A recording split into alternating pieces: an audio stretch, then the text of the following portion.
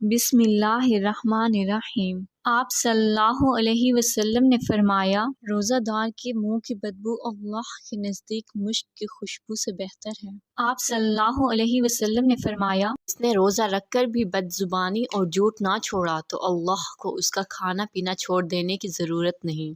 آپ صلی اللہ علیہ وسلم نے فرمایا، ہر شے کے لیے زکوٰۃ ہے اور جسم کی زکوٰۃ روزہ ہے، اور روزہ آدھا صبر ہے۔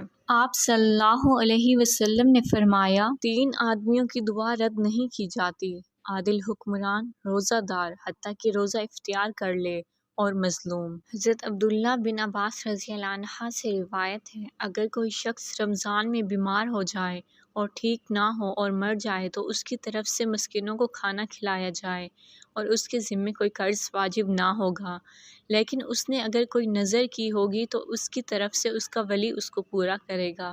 جو شخص اللہ کے راستے میں ایک دن روزہ رکھتا ہے، اللہ اس کا چہرہ اس دن کے عوض جہنم سے 70 سال دور کر دے گا۔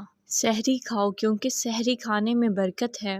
ویڈیو پسند آئے تو اسے لائک کریں، مزید ایسی ویڈیوز کے لیے چینل کو سبسکرائب کریں۔ جزاک اللہ۔